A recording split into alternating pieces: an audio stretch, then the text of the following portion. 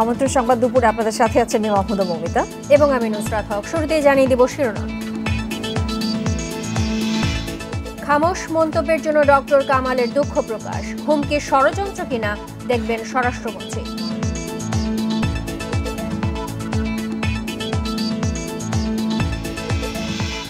সারা দেশে নির্বাচনী প্রচারে প্রার্থীরা ভোটারদের আকৃষ্ট করতে দিচ্ছেন নানা প্রতিশ্রুতি।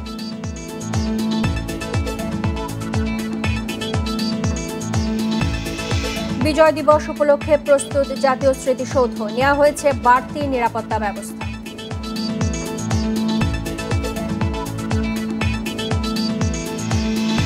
শুনছিলেন শিরোনাম, এবারে জানিয়ে দিচ্ছে পুরো খবর। সাংবাদিকদের উদ্দেশ্যে খামোশ মন্তব্যের জন্য দুঃখ প্রকাশ করেছেন জাতীয় ঐক্যফ্রন্টের শীর্ষ নেতা ডক্টর কামাল হোসেন। শনিবার এক বিবৃতিতে এই দুঃখ প্রকাশ করেছেন তিনি। শুক্রবার শহীদ বুদ্ধিজীবী কবরস্থানে শ্রদ্ধা জানাতে গিয়ে সাংবাদিকদের প্রশ্নে ক্ষিপ্ত হয়ে ধমক দেয় শনিবার গণমাধ্যমে এই বিবৃতি পাঠিয়েছেন তিনি। বিবৃতিতে ডক্টর কামাল বলেছেন, বারবার জামায়াত নিয়ে সাংবাদিকদের প্রশ্নের পরিপ্রেক্ষিতে তার খারাপ লেগেছিল এবং এ কারণেই সাংবাদিকদের প্রশ্ন থামানোর চেষ্টা করেছিলেন বলে উল্লেখ করেছেন তিনি।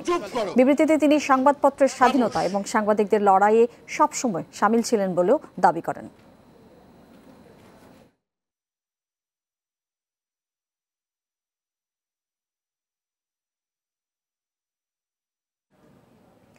রাষ্ট্রপতি মোহাম্মদ আব্দুল হামিদের সাক্ষাৎ চেয়ে তার দপ্তরে চিঠি পাঠিয়েছেন জাতীয় ঐক্যফ্রন্টের শীর্ষ নেতা গণফোরাম সভাপতি ডক্টর কামাল হোসেন।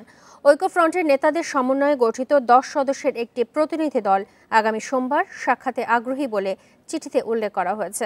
বিএনপির চেয়ারপারসনের একান্ত সচিব ABM আব্দুস সাত্তারের সই করা চিঠিটি 13 ডিসেম্বর বঙ্গভবনে রাষ্ট্রপতির দপ্তরে পাঠানো হয়েছে।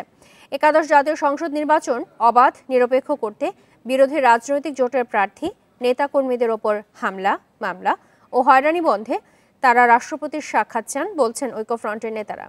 এছাড়া তফসিল ঘোষণার পর বিরোধী দলের নেতাদের বিরুদ্ধে যেসব মামলা হামলা হয়েছে সে সম্পর্কে রাষ্ট্রপতিকে অবহিত করে প্রতিকার চাইবেন বলে জানায় ঐক্যফ্রন্ট।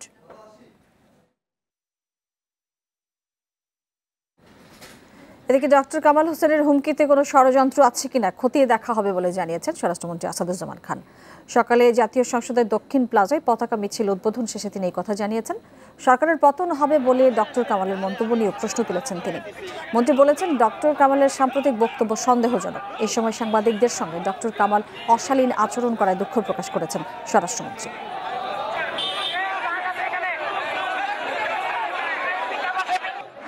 এর ভিতর কোনো ষড়যন্ত্র আছে কিভাবে তিনি বুঝলেন যে 1 তারিখে তিনি গভর্নমেন্ট ফর্ম করবেন? কিভাবে বুঝলেন পুলিশ প্রশাসনকে যে ধমক দিলেন যে তোমরা তোমাদের দিন শেষ, কাজেই তোমরা নিউট্রাল হয়ে যাও? কিভাবে তিনি বুঝলেন 1 তারিখে সরকার পতন হয়ে যাবে? খামোশ একটি পাকিস্তানি শব্দ, এটি ব্যবহার করে ডক্টর কামাল হোসেন প্রমাণ করেছেন তিনি বাংলাদেশের নষ্ট রাজনীতির প্রবক্তা।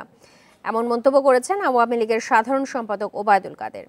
দুপুরে ফেনীর দাগনভূঞায় সাংবাদিকদের এক প্রশ্নের জবাবে তিনি এই মন্তব্য করেন। ওবায়দুল কাদের বলেন, সারা দেশে নৌকার পক্ষে গণজোয়ার দেখে ঐক্যফ্রন্ট নেতারা বেসামাল হয়ে পড়েছেন। ডক্টর কামাল হোসেন বেপরোয়া আচরণ করছেন বলেও মন্তব্য করেন কাদের। ঢাকা থেকে নোয়াখালীর কোম্পানিগঞ্জ যাওয়ার পথে ফেনীতে নেতাকর্মীদের সাথে কথা বলেন তিনি।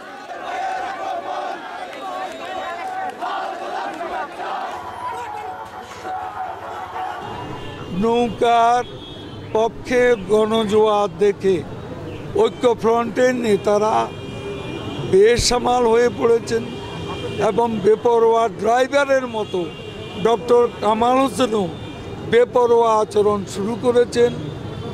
হি ইজ স্টুপিং সো লো, ভাবতেও অবাক লাগে তিনি এত নিচে নামতে পারেন।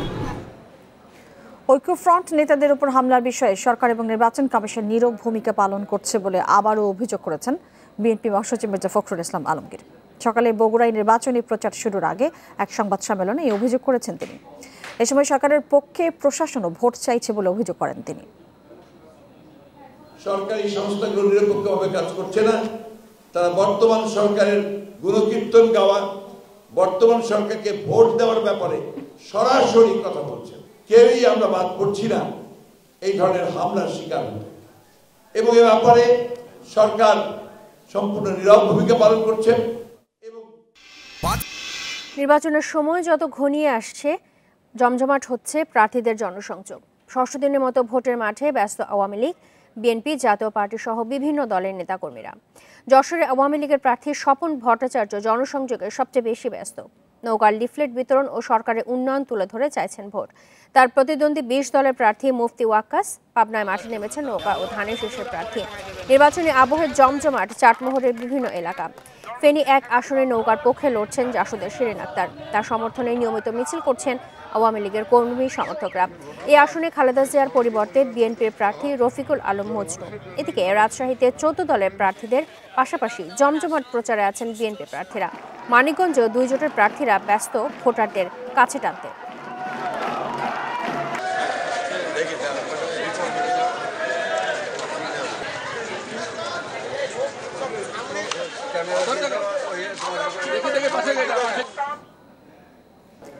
বিজয় দিবস সামনে রেখে প্রস্তুত হচ্ছে সাভারের জাতীয় স্মৃতিসৌধ। পুরো এলাকা সাজানো হয়েছে নতুন সাজে। বিজয় দিবসের আয়োজন নির্বিঘ্ন রাখতে থাকছে বাড়তি নিরাপত্তা ব্যবস্থা।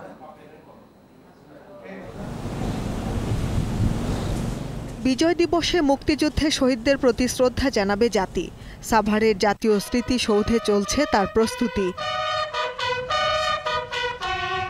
নতুন রূপে সাজানো হচ্ছে পুরো এলাকা। শেষ মুহূর্তে চলছে রং তুলির আঁচড়। পুরো স্মৃতিসৌধ কমপ্লেক্স ধোয়া মোছা, পরিষ্কার পরিচ্ছন্নতা, রং তুলির কাজ, ফুল দিয়ে সাজানোর কাজ, সিসি ক্যামেরা স্থাপন কাজ এবং লেক সংস্কার কাজ সম্পন্ন করেছি। বিজয় দিবসের আয়োজন নির্বিঘ্ন করতে নেওয়া হয়েছে পর্যাপ্ত নিরাপত্তা ব্যবস্থা। স্মৃতিসৌধ সহ আমিন বাজার থেকে নবীনগর পর্যন্ত পুরো এলাকা থাকবে সিসিটিভি ক্যামেরার আওতায়। ঢাকা জেলা পুলিশের পক্ষ থেকে সার্বিক নিরাপত্তা ব্যবস্থা গ্রহণ করা হয়েছে এবং পর্যাপ্ত সংখ্যক পুলিশ ফোর্স মোতায়েন করা হবে। আমিনবাজার থেকে নয়ারহাট পর্যন্ত মহাসড়ক সিসিটিভি ক্যামেরার আওতায় নিয়ে এসেছি এবং আমাদের সেন্ট্রাল সিসিটিভি মনিটরিং সেন্টার থেকে নিয়মিত নিরাপত্তা ব্যবস্থা পর্যবেক্ষণ করা হবে। বিজয় দিবসে জাতির শ্রেষ্ঠ সন্তানদের শ্রদ্ধা জানাবেন রাষ্ট্রপতি ও প্রধানমন্ত্রী। এরপরই সর্বসাধারণের শ্রদ্ধা নিবেদনের জন্য উন্মুক্ত করে দেয়া হবে স্মৃতিসৌধ প্রাঙ্গণ। Independent news desk. বিজয় দিবস উপলক্ষে ঢাকা থেকে সাভার জাতীয় স্মৃতিসৌধ অভিমুখী যানবাহন চলাচলে বিশেষ নির্দেশনা দিয়েছে ঢাকা মহানগর পুলিশ। নির্দেশনা বলা হয়েছে ভোর ৩:৩০ থেকে সকাল ৯:৩০ পর্যন্ত ঢাকা থেকে সাভার জাতীয় স্মৃতিসৌধে যানবাহন চলাচল নিয়ন্ত্রণ করা হবে। এজন্য বাস, মিনিবাস, ট্রাক, লরি সহ বড় গাড়িগুলোকে বিকল্প সড়ক ব্যবহার করতে হবে। গাবতলী আমিনবাজার ব্রিজ, সাভার নবীনগর রোডের পরিবর্তে বিকল্প রাস্তা হিসেবে Dhaka airport road, Abdullahpur crossing, Ashulia সড়ক হয়ে চলাচল করতে হবে। আরিচা বা পাটুরিয়া থেকে সাভার আমিনবাজার হয়ে ঢাকাগামী যানবাহনগুলোকে নবীনগর বাজার থেকে বাইপাইল আশুলিয়া হয়ে ঢাকায় প্রবেশ করতে হবে। টাঙ্গাইল হতে আশুলিয়া হয়ে ঢাকাগামী যানবাহনগুলোকে প্রবেশ করতে হবে কালিয়াকৈর, গাজীপুর চৌরাস্তা, টঙ্গী হয়ে।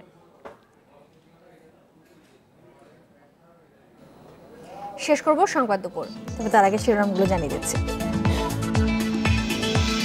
খামোশ মন্তব্যের জন্য ডক্টর কামালের দুঃখ প্রকাশ, হুমকি ষড়যন্ত্র কিনা দেখবেন স্বরাষ্ট্রমন্ত্রী। সারা দেশে নির্বাচনী প্রচারে প্রার্থীরা ভোটারদের আকৃষ্ট করতে দিচ্ছেন নানা প্রতিশ্রুতি। এবং বিজয় দিবস উপলক্ষে প্রস্তুত জাতীয় স্মৃতিসৌধ, নেওয়া হয়েছে বাড়তি নিরাপত্তা ব্যবস্থা। এই ছিল আজকের সংবাদ দুপুরে। সাথে থাকার জন্য সবাইকে ধন্যবাদ।